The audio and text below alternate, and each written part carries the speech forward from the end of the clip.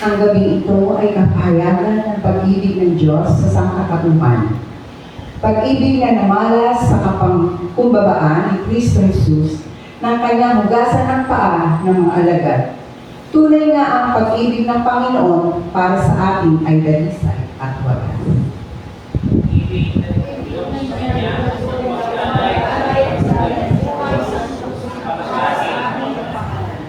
At ang dula ni Jesus ay larawan ng pagtanggap at pagmamahal. Bukas ito para sa lahat, makikisalo tayo sa punang ito, at tatanggapin ang mga elementong sumisimbolo ng katawang na sugatan at sa dugong na buhos para sa ating kaligtasan, bilang pag-aalala sa Kanya. Sa ating pagsamba, hilingin natin sa banal na Espiritu na ang Kanyang pangunahan at pagpalain ang bawat isa upang tanggapin natin ang atas ng mahalin ang isa't isa at maging daluyan ng pagtanggap sa ating kapwa. Pag-asa at pananampalataya na nagbubuhat sa Kanya. Sa Diyos ang papuri at kawalantian, ngayon at sa lahat ng araw, ang ating mga buhay, manalangin tayo.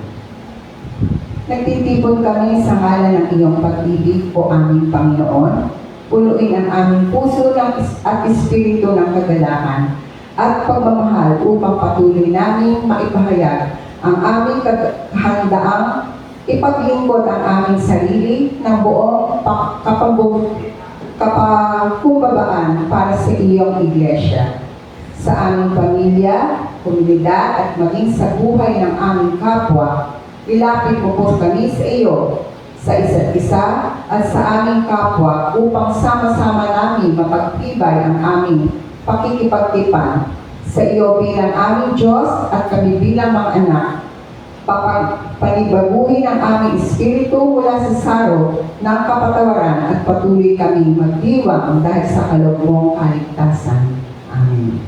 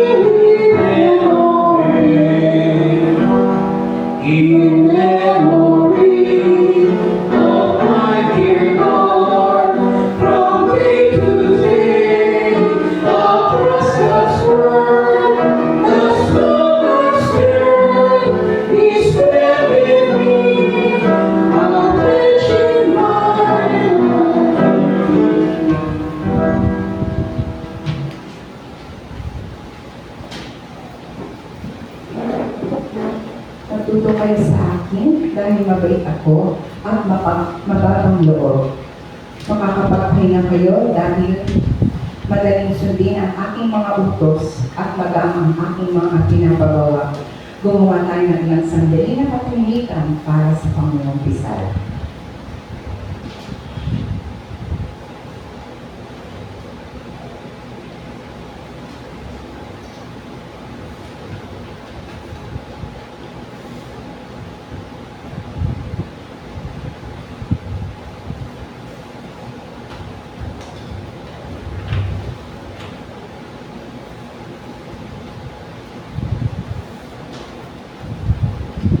Tayo po lahat sa panalangin ng pamumuhusan.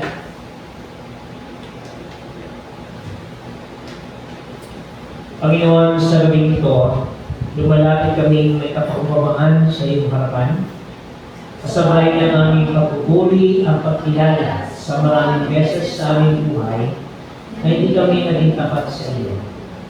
Nabigo kami na tuparin ang atas mo sa aming mga buhay.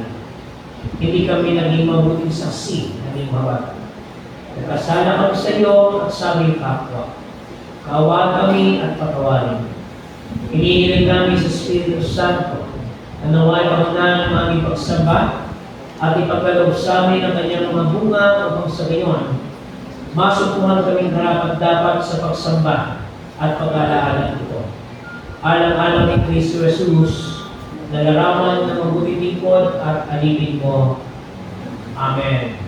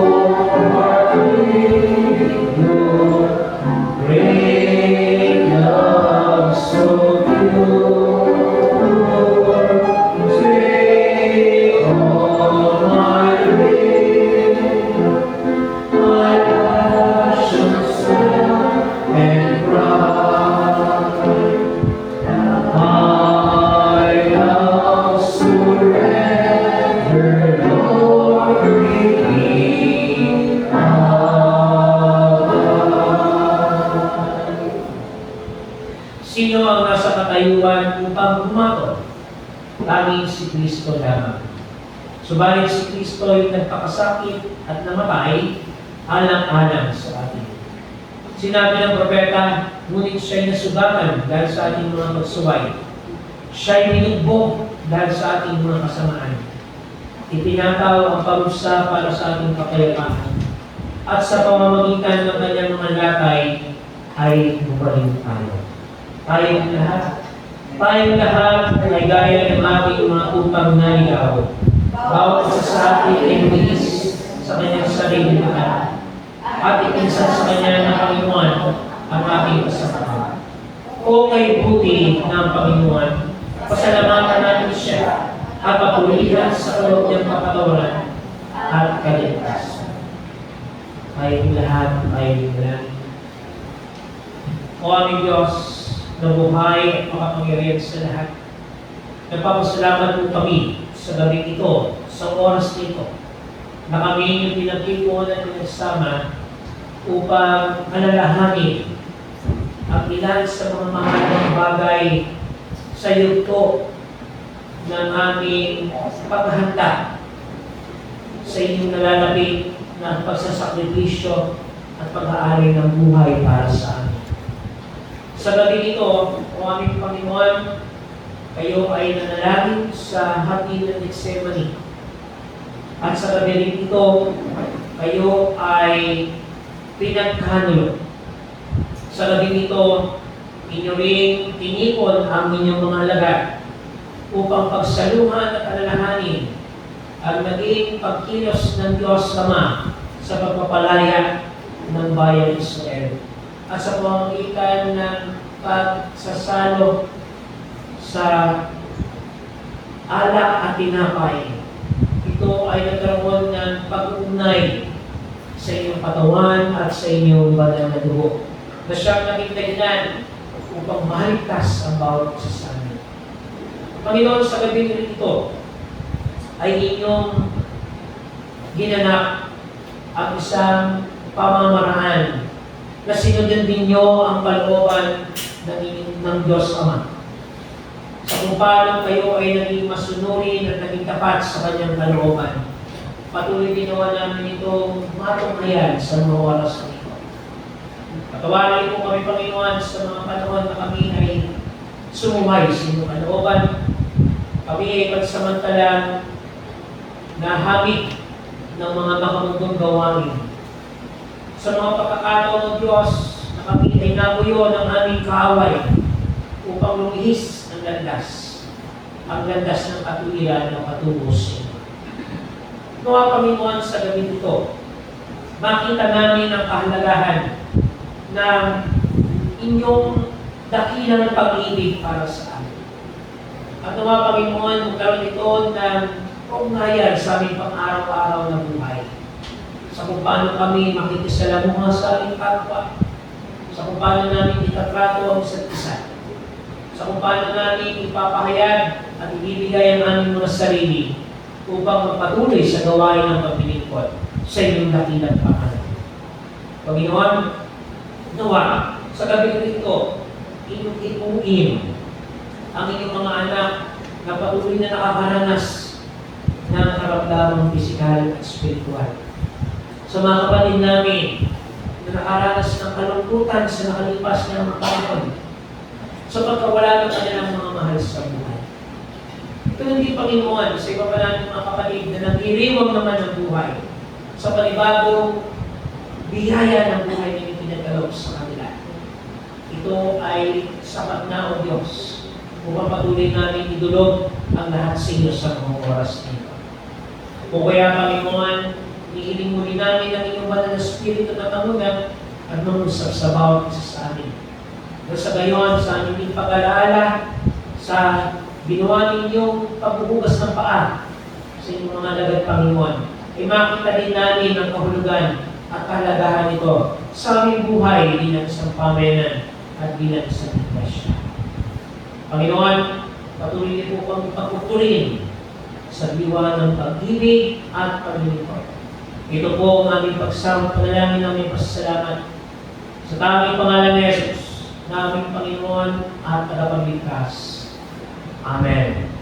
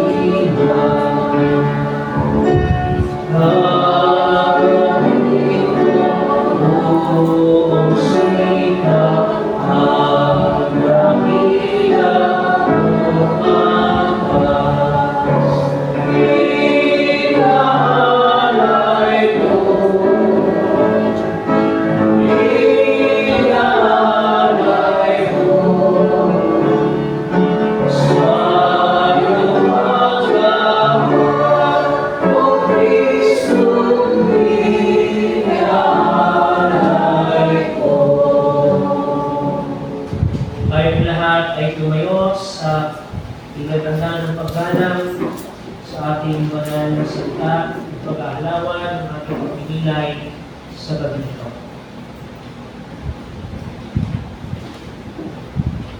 Pagbasa po mula sa Lumang Tipan sa Aklat ng Exodo.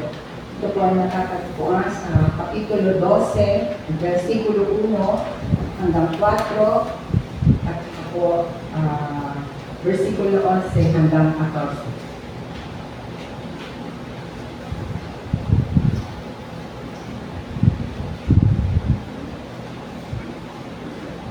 Nila at ayon sa makakain sa bawat tao. Habang kumakain kayo, handa na dapat kayo sa pagkalis. Isuot nyo ang inyong mga sandalyas at hawakan ang inyong mga baston. At magmadali kayong kumain. Ito ang pista ng paglagpas ng anghel na ipagdiwang nyo bilang pagpapangaral sa akin. Sa gabi iyon, dadaan ako sa Egypto at papatayin ko ang lahat ng panganay na lalaki ng mga Egyptyo. Pati na ang panganay ng kanilang mga hayop. Paparusahan ko ang lahat ng Diyos ng Egypto. Ako ang Panginoon. Ang dugong ipinahid nyo sa hanggan ng pintuan nyo ang magiging tanda na nakatira kayo roon. Kapag nakita ko ang dugo, lalampasan ko ang bahay nyo at walang salot na sasakit sa inyo kapag pinaparusahan ko ang Egypto. Dapat yung tandaan ang araw na ito magpakailanman. Ipagdiwang niyo ito taon-taon bilang pista ng pagpapangaral sa akin. Ang tuntunin ito ay dapat yung sundin hanggang sa mga susunod pang henerasyon. Ang salita ng Diyos. Salamat sa Panginoon. Napili po tayo ng kayo para sa pagbasa mula sa Ebanghelyo ng Panginoon ayon kay Juan sa Kabanatang 13, versikulo 31 hanggang 35. The Gospel of John, chapter 13, verses 31 to 35. Ang bagong utos. Nang makaalis na si Judas, sinabi ni Jesus, "Ako na, anak ng tao, ay pararangalan. At sa pamamagitan ko'y pararangalan din ng Diyos. At kung sa pamamagitan ko'y pararangalan ng Diyos, iahayag din ng Diyos ang aking parangalan. At gagawin niyo ito agad.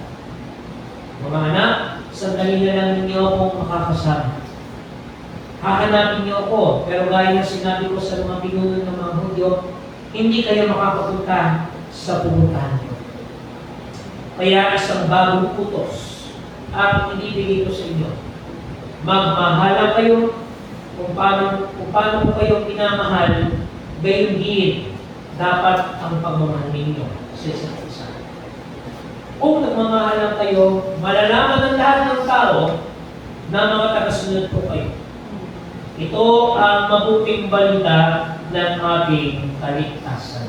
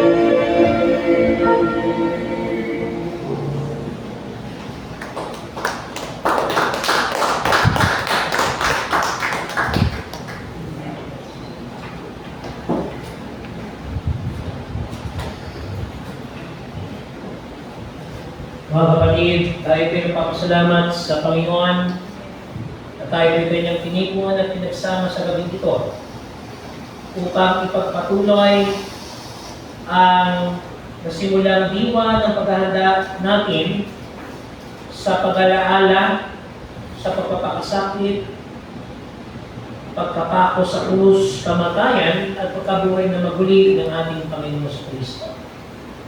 Tayo po sa manalangin.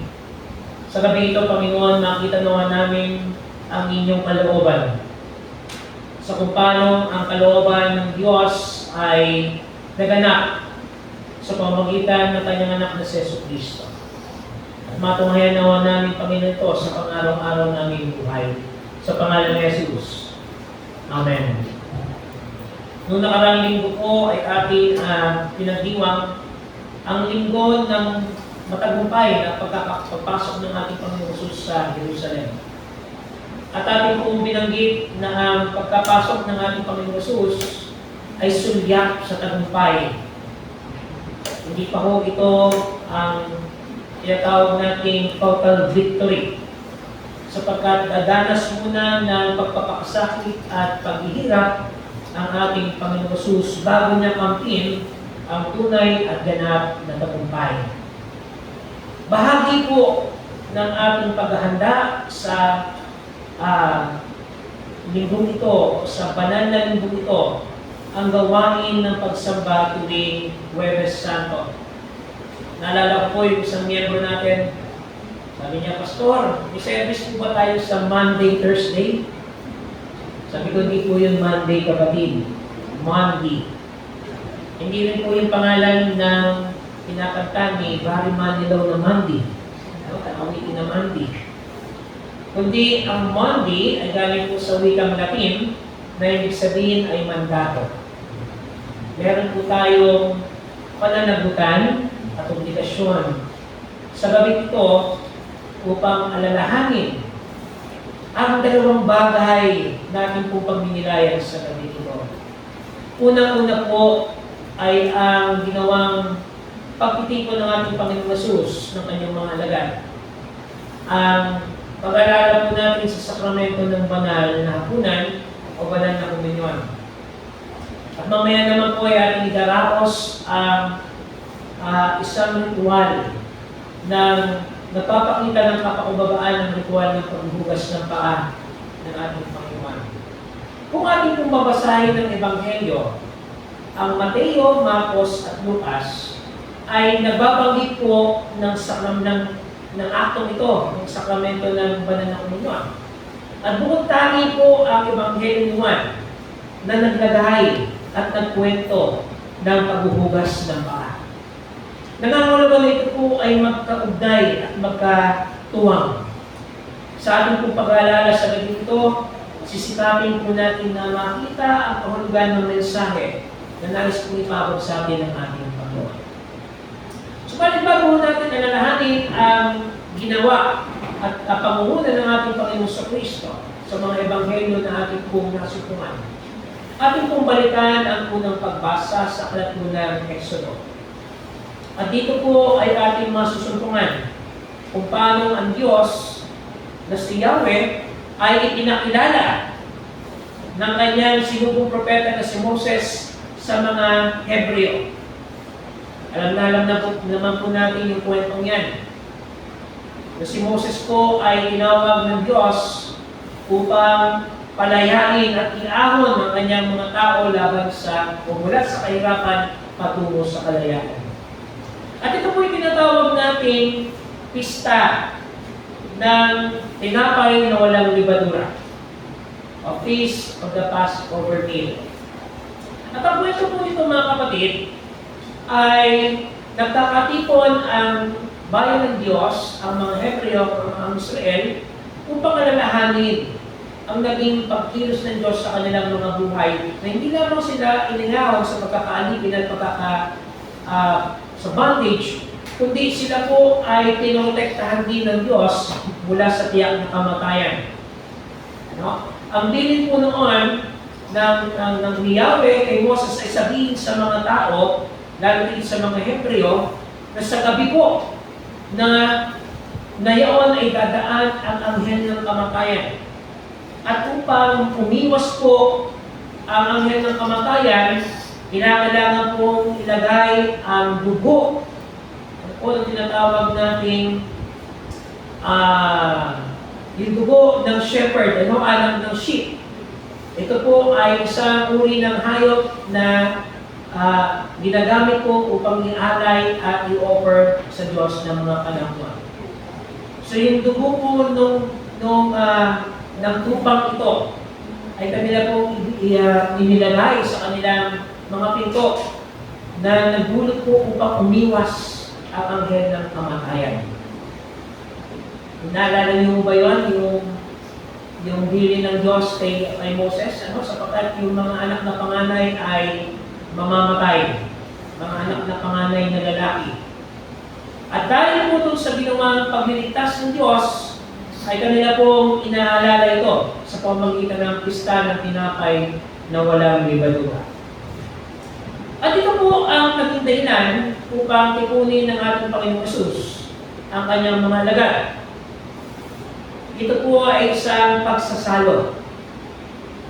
Isang pangkaraniwang pagsasalo na merong espesyal na layunin. Tayo po mga Pilipino ay sanay na kumain ng 3 beses sa isang araw. Kinakailangan pa nga ho natin magmerienda. Pero alam niyo po ba, nakalakad pa rin sa ating mga kababayan sa ngayon, ay hindi po nakakakain ng kumpleto sa buong maghapon. Ang sabi po ng isang pag-aaral ay laganap pa rin ang kawalan ng pagkain sa hapag at mesa ng nakaraming mga Pilipino. Ito po ay dahil sa kawalan ng oportunidad na magkaroon ng disente at maayos na paghahanap buhay ang ating mga kababayan. Kung magkaroon man ng hanap buhay, napakababa ng sahod. Sapagkat hindi po ito umaayon doon sa tuloy-tuloy na pagtaas ng presyo ng bilihin at ng mga batayang pangangailangan natin. Nangangahulugan na marami pa rin sa ating mga kababayan sa ngayon ang pinagkakaitan ng pribilehiyo at karapatang makakain. Mapalad po tayo mga kapatid kung may mga merienda pa tayo. Hindi pa namimigay snack. Pero marami po sa ating mga kapatid at mga kababayan ang nagkukumahog at nagsusumikap na makakain ng kompleto sa buong maghapon. Ngayon, kung ito po ay isang forma ng pagsasalo, nais na natin Panginoong Hesus na ating tingnan ng layunin ng kanyang pagtitipon sa kanyang mga alagad na hindi upang busugin lamang ang kanilang mga tiyan, kundi upang ihanda sila sa isang mas malawak na hamon na kakaharapin nila bilang mga lingkod ng ating Panginoon at bilang kanyang mga tagasunod. So, unang dahilan ng pagsasalo ng ating Panginoong Hesus kasama ng kanyang mga alagad ay upang ipaunawa ang katotohanan ng paghihirap at sakripisyo upang makita at matukoy tayo bilang isang lingkod ng Diyos. Kakibat po ng paglilingkod sa Panginoon ay ang paghihirap at sakripisyo. Sabi nga po natin, ang buhay ng Kristiyano ay masaya, tunay. Tama po yun. There is joy in serving the Lord. Pero nalalaman po natin mga kapatid na bago natin marating ang kaligayahan, dumadanas po muna tayo ng mga matitinding mga hamon at sigalot ng ating buhay. Personal man ito, pamilya, pag-iglesia o ang iyong pinabubuhay, sunod-sunod po natin ito nararanasan. Sapagkat yan ay nasa balakid at plano ng Diyos. Nangangahulugan ang pagtitipon ng ating Panginoon at ng kanyang mga alagad ay saring pamamaraan na pinapaunawa ng ating Panginoong Hesus na dadalhin natin sa ating pang-araw-araw na buhay ang mga sakripisyo nito. Sumunod po mga kapatid, nagkatipon ang mga alagad at ang ating Panginoong Hesus upang bigyan daan nila ang pagpapasalamat. Tayo po bilang mga mananampalataya ay merong atas na dapat po natin ipagpasalamat sa Diyos ang lahat. Ano po yung talatang yun? In everything, we give thanks. Ang tanong, Pastor, magpapasalamat ba ako kung hindi maganda ang nangyari sa akin? Magpapasalamat ba ako kung ako ay salat? Magpapasalamat ba ako kung may nawalang mahal sa buhay? O meron akong mahal sa buhay na nawala sa akin? Yes. Dapat po tayo magpasalamat. Subalit, ang panahon po ng Diyos ay hindi lingid ng panahon ng tao. Maaaring ngayon, malabo po sa atin kung anong dahilan ng Diyos kung bakit nangyari sa atin yan. Subalit, malinaw at tiyak po ng panahon ng Diyos ay laging sapat at laging nakaugnay sa ating pang-araw-araw na buhay. Sabi po ng awitin, in His time, He makes all things good. Kung tayo po ngayon parang ang bigat-bigat na ng dalahin natin, ng pasanin natin, ng mga pinagdadaanan natin, magpapasalamat pa ba ako sa Panginoon? Yes! Sapagkat darating ng panahon na kanyang ipapaunawa sa atin kung ano ba talaga ang kanyang plano at nais para sa atin. Sinasanay at hinuhubog tayo ng Panginoon upang mas maging mabuti at epektibo mga mananampalataya sa panahon ng krisis at sa panahon ng mabibigat na hamon at pagsubok ng buhay. Araw-araw po, pinapanday tayo ng ating Diyos. Na kapag tayo po ay dumating sa isang napakabigat pa na hamon ng buhay, sasabihin natin, kayang-kaya ko na yan. Sapagkat naranasan ko na ang pinakamabibigat na hamon ng buhay dito sa mundo. O kaya ang pagtitipon ng ating Panginoon Jesus sa kanyang mga alagad ay nagpapahayag at nagpapakita ng akto ng pagpapasalamat sapagkat sa lahat ng panahon nararapat tayo magpasalamat sa Diyos. Naalala ko po yung kwento ng isang mag-aaral sa seminaryo. Siya po ay katulad ng ating mga pumasok sa seminaryo ay nag-apprentice o inihanda para po sa full-time ministry. At ito pong seminarista ito ay nag-serve sa kanyang local church bago po siya pumasok sa seminary. At sa tuwing natatapos pong pagsamba every Sunday, meron pong isang church member na lagi pong kumakamay sa kanya at nagpapailit po ng pamasahe. So, itong estudyante ito, parang lagi, nasanay na siya lagi na pag kumakamay sa kanya, meron siyang pamasahe. Then one Sunday po, nung kumamay na po yung member na yun, walang nakaipit sa kamay niya. So, nandibago po siya. And then, sumunod po ng mga linggo, ganun din. Halos isang buwan, wala po siya nakatanggap na paipit o pamasahe. So, nagtataka na siya, bakit kaya ganun? Nakalimutan na yata ako nito. Hindi yata ako naalala. So, one time na-realize niya, bakit kaya ako naman dapat ang gumawa ng pasasalamat sa kanya? And one Sunday, so gumawa po siya ng isang note, sulat siya ng isang verse mula sa Bible, at pagkamay niya po doon sa church member na siya naman ang naglagay ng thank you note doon sa member. Sumunod na linggo, kung 50 pesos po yung binibigay sa kanya, ginawa po ng church member na yun ay 100 piso. Yun lang pala ang kulang ang magpasalamat siya. Nasasanay po tayong laging tumanggap ng walang pasasalamat. At kapag tayo po ay nagpasalamat, dapat mula at tagos sa ating puso. Kasi naman, minsan pag nagbibigay tayo, parang impasin lang din eh. So magkaugnay po yan, pagbibigay at pagpapasalamat. Kapag ikaw po ay nagbigay, ibigay mo na may pagmamahal.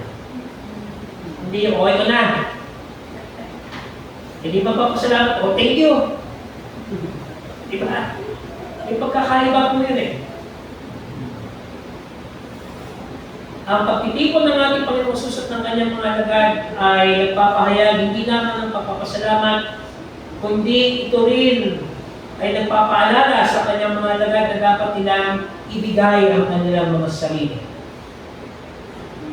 Ialay ang kanilang mga sarili alang-alang sa pangalan ng Panginoon. Alam po ninyo yung pag-aalay, wala akong iba makakatulad sa ginawa ng ating Panginoong Hesus. Mamaya po sa ating talata na babasahin sa Ebanghelyo ni Juan, ang babanggitin po doon, hinubad ng ating Panginoong Hesus ang kanyang pagiging Diyos, ang kanyang kasuotan, upang paglingkuran ang kanyang mga alagad. Imagine that, mga kapatid. Yung bang boss o CEO ng kumpanya, mauutusan mo yan? Hindi.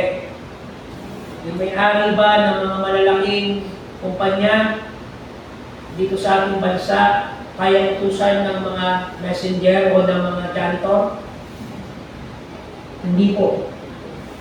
Subalit, pinakita yan ng ating Panginoong Hesus na bagaman siya'y anak ng Diyos, ay handa niyang ipagkaloob ang kanyang sarili at ibaba ang kanyang sarili alang-alang sa diwa ng Panginoon. Sumunod po, tayo ay nagkakatipon din at inaalala ang pagsasalong ito upang tupdin at isakatuparan ang dakilang akas ng Panginoon. Magmahalan tayo. At nang sa gayon, sabi ng ating Panginoong Hesus, malalaman ng lahat na tayo ay kanyang mga tagasunod. Ngayon, napakagandang bagay po na ating inaalala ang pagmamahal o salitang ito. Hindi lamang sa panahon ng Adbyento o ng Kapaskuhan, hindi lamang sa panahon ng buwan ng pag-ibig, kundi ito po ay dalahin at tatangian natin bilang mga mananampalataya. Ito po ang identity natin bilang mga mananampalataya Kristiyano. Ang tagapaghatid at maging tagapagdala at tagapagpatupad ng pagmamahal ng Diyos.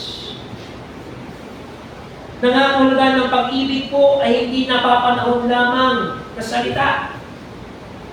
Hindi lamang po ito sa seasonal word o atin lamang pinagminilayan tuwing Pasko at tuwing mahal na araw, kundi ito po'y bahagi ng ating katangian bilang mga mananampalataya. At dahil sa pagmamahal, nakikilala tayo bilang mga anak ng Diyos at bilang kanyang mga anak.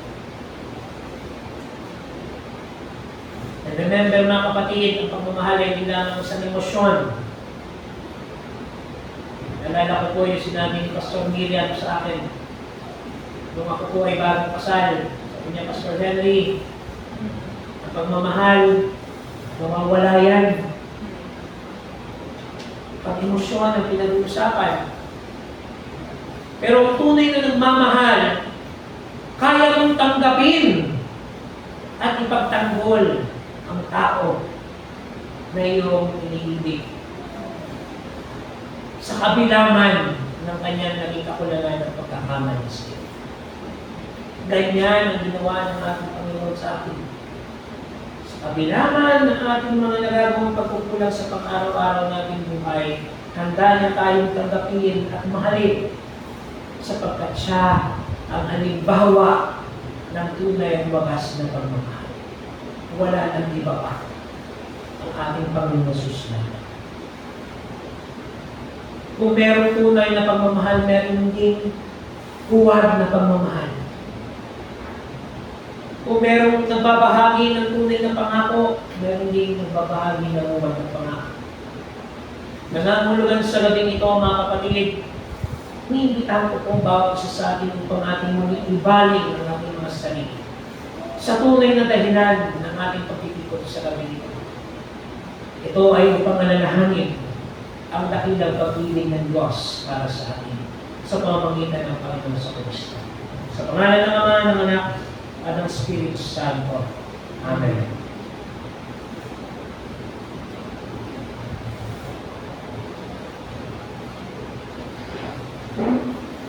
Ano kaya ang maigaganti ko sa Panginoon? Sa lahat ng kabutihan niya sa akin, sasambahin ko ang Panginoon at maghahandog ako sa Kanya ng pasasalamat sa Kanyang pagliligtas sa akin. Tutuparin ko ang aking mga pangako sa Panginoon sa harap ng Kanyang mamamayan. Halika kayo, ihanda natin ngayon at ang dulang ng Panginoon sa pamamagitan ng pagdadala ng ating mga handog na alay at buhay.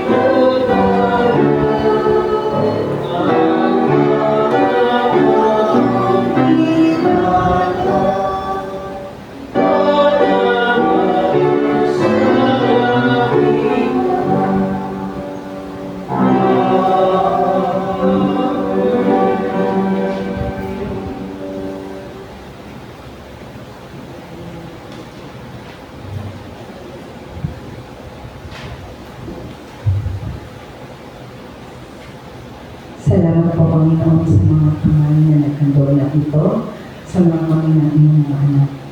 Nawa, Panginoon, ang mga handog na ito ay magamit po sa ikalalago at ikalalabig ng iyong mga salita sa lugar na ito, Panginoon.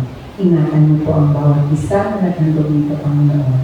Ang ito po ang aking samot dalangin ng pagpupuri at pagpapasalamat sa iyong dakilang pangalan. Amen.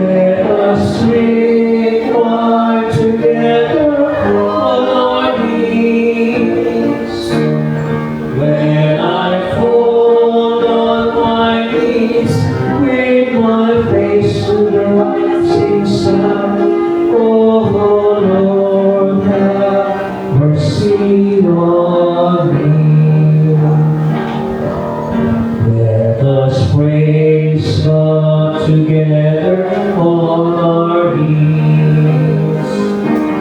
Let us praise God together on our knees. When I fall on my knees, with my face to the rising sun, oh Lord, have mercy on me. Mga kapatid, sa gabing ito ay ating patuloy na inaalala ang naging paghihirap at sakripisyo ng ating Panginoong Kristo. At sa gabi na kanyang tinipon ang kanyang mga alagad. Narito ang ating Panginoon upang bigyan daan ang kahalagahan ng pag-ibig na kanyang inialay para sa atin. Ang Evangelistang si San Lucas ay nagulat itong gabi sa unang araw ng Linggo, ng araw na si Jesus ay kasama niya ang kanyang mga alagad. Siya ay dumagpot ng tinapay at pinapiraso ito at binigay sa kanila. At kanilang mga mata ay nabuksan. Mga minamahal, ito ang nitagalakang kalipunan ng pamayanan ng Diyos. Pagbuhat sa ilaga, timong sa silangan ng kanluran, ay nagkakatipon ang lahat sa ulat ng Panginoon upang sa diwa ng kapakumbabaan ay salo-salo nating gawin, nating gunitayin si Jesus.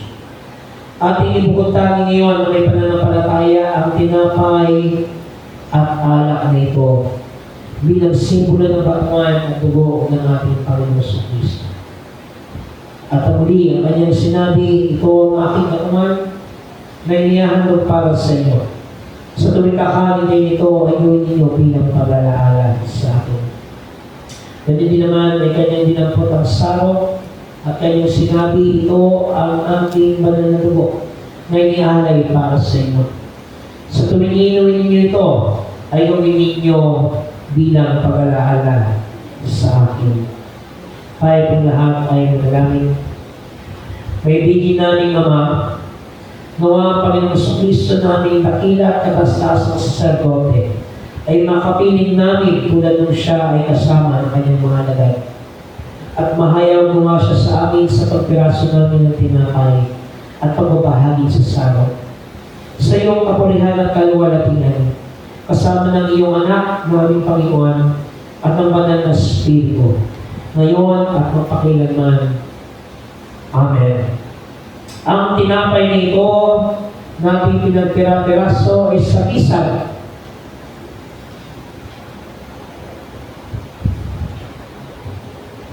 ng ating pakikisa sa katawan ni Jesus. Ang sarong ito naman ng bagong tipan nating pinagpapala ay sagisag ng ating pakikisa sa dugo ni Jesus. At ngayon, mga kapatid sa Panginoong Kristo, aking binibigay sa inyo ang tinapay at ang alak na siyang sagisag ng katawan at dugo ni Jesus.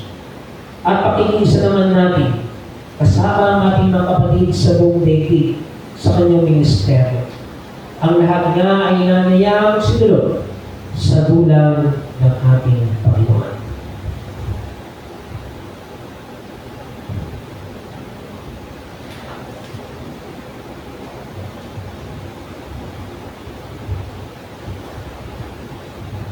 Ito'y dapat inyong tagala, bagamat maaaring magdanas muna kayo ng iba't ibang pagsubok sa loob ng maikling panahon.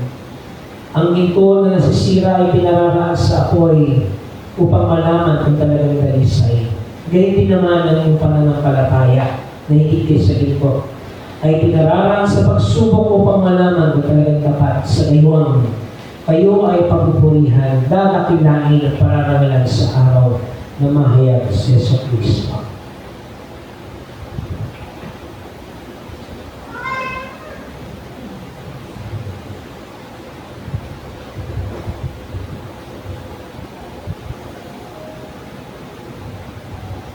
Tuwingin po muli natin ang let us pray bread together.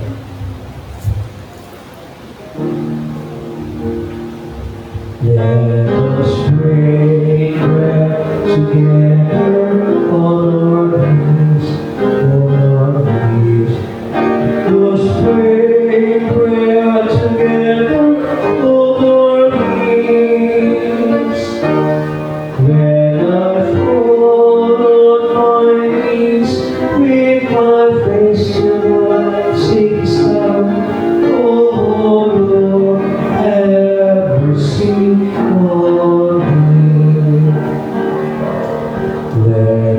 be one together on our knees. Let us be one together on our knees. Let us fall on my knees, with my face to the rising sun. Oh Lord, have mercy on me. Let us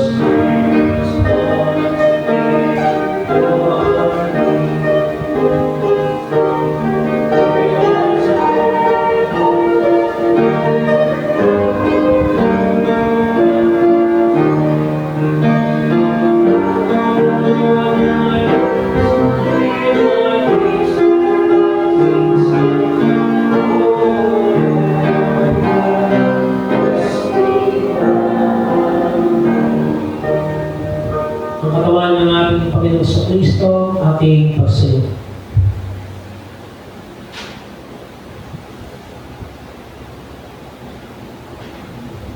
Ang dugo ng ating Panginoon Jesus, patuloy nating pagsayo.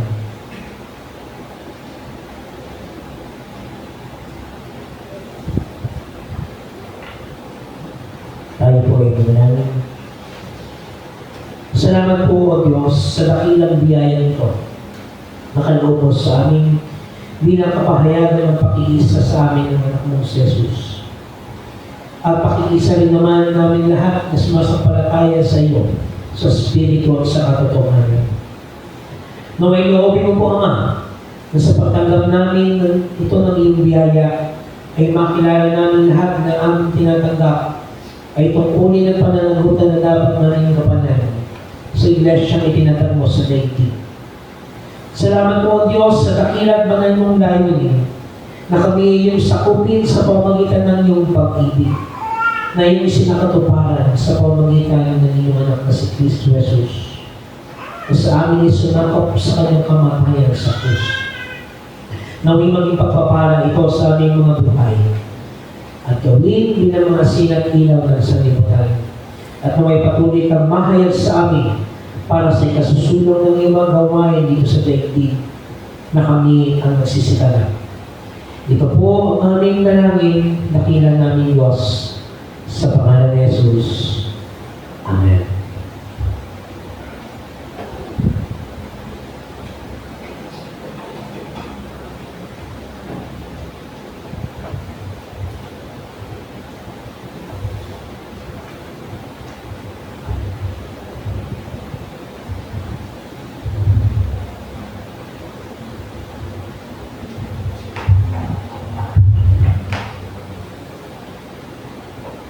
Ating pong pakinggan ang talata mula po sa Ebanghelyo ni Juan sa Kabanata 13, versikulo 1 hanggang 17, bilang paghahanda sa ating pag-alaala sa ritual ng paghuhugas ng paa.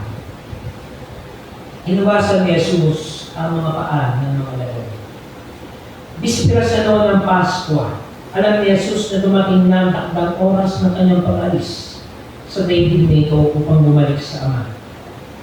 Mahal niya ang kanyang mga tagasunod na nasa daigdig at sila'y minahal niya hanggang sa wakas.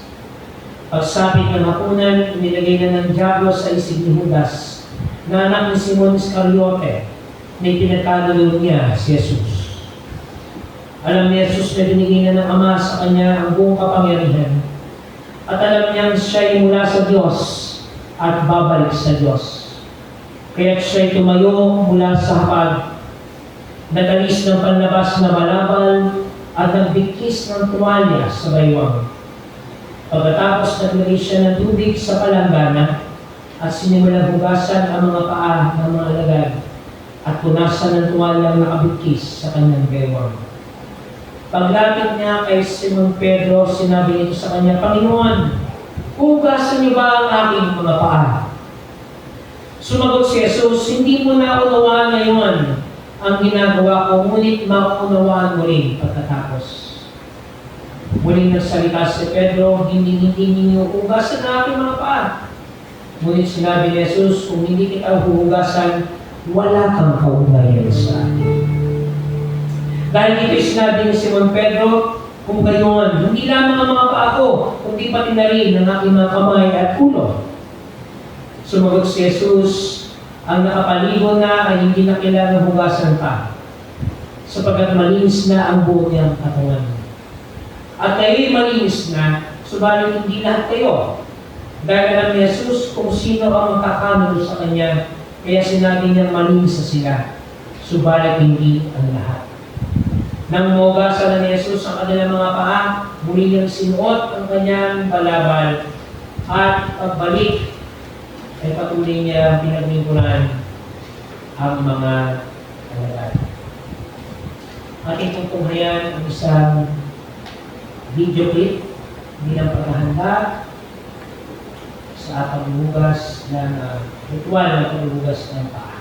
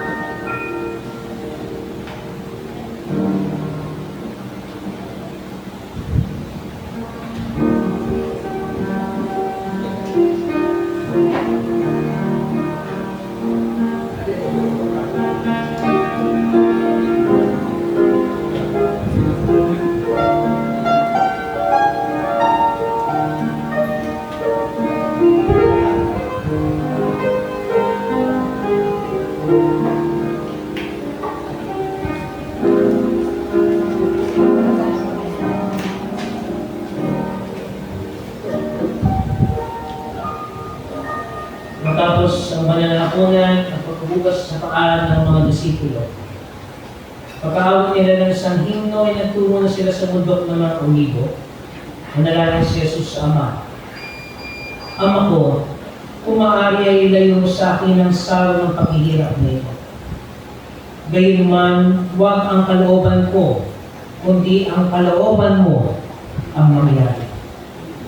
At sabi rin niya sa kanyang mga alagad, talaga bang hindi kayo makakapagpuyat na kasama ko kahit isang oras man lamang? Dumating na ang oras na ipagkakanilo ang anak ng tao sa mga makasalanan. Tayo na. Si Kristo ay naging masunurin hanggang sa kanyang kamatayan. Masunuduan natin ang kanyang kalooban. Awitin po natin ang himno ng pagkayo, Living for Jesus.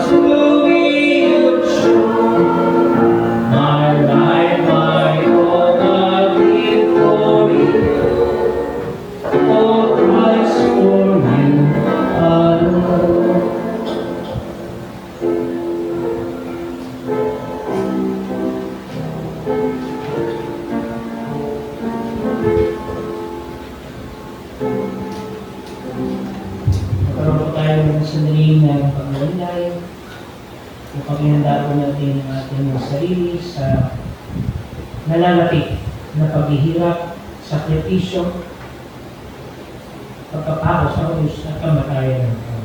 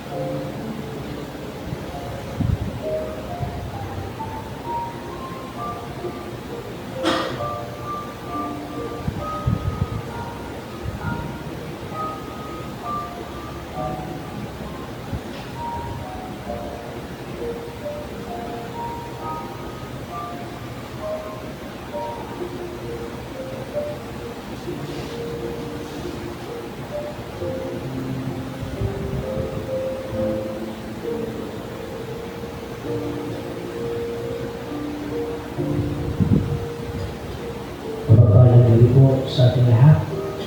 At sa araw po ng bukas ay magkita-kita po tayo sa lahat na ikasyam at kalahati ng umaga.